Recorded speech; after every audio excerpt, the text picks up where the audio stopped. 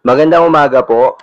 Narito na po ang magiging lagay ng panahon ngayong araw ng Linggo, June 16, 2024.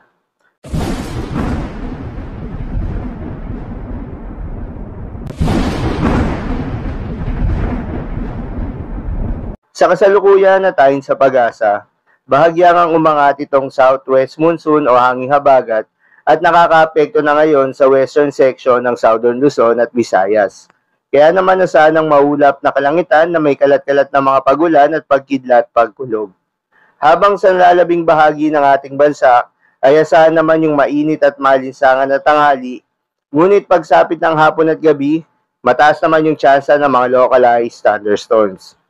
Magandang balita naman dahil ayon sa pag-asa, wala tayong binabantayan na bagyo o low pressure area sa loob at labas ng ating Philippine Area of Responsibility na maaaring makaapekto sa ating bansa hanggang sa mga susunod na araw. Ngunit ayon sa inilabas na datos ng pag-asa, maaaring isa o dalawang bagyo ang posibleng mabuo o pumasok ng ating Philippine Area of Responsibility ngayong buwan ng Hunyo.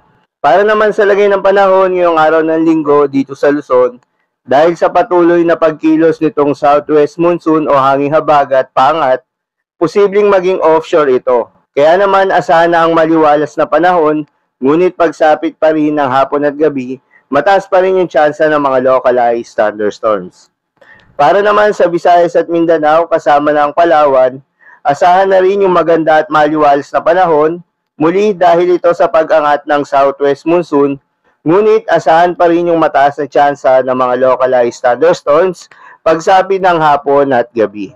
Madalas nabobuo ang mga thunderstorms sa ito tuwing hapon o gabi na maaaring magtagal ng 1 hanggang 2 oras.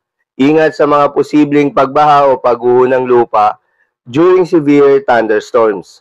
Ugaliin rin na magdala ng payong pananggalang sa mainit na araw at posibleng pag-ulan sa hapon o sa gabi.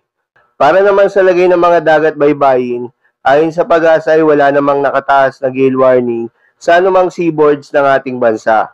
Kaya naman malayang makakapamalaot yung mga kababayan nating mangingisda at yung may mga maliliit na sasakyang pandagat. Asahan ng banayad hanggang sa katamtaman ng mga pag-alon. Ngunit iba yung pag-iingat pa rin lalo na kung meron tayong offshore thunderstorm activity. Asahan pa rin yung mga tsansa ng malalakas na hangin at kaakibat nito ang bahagyang pagtaas ng mga alon. So ilamang po para sa lagay ng panahon ngayong araw ng Linggo. Keep safe everyone.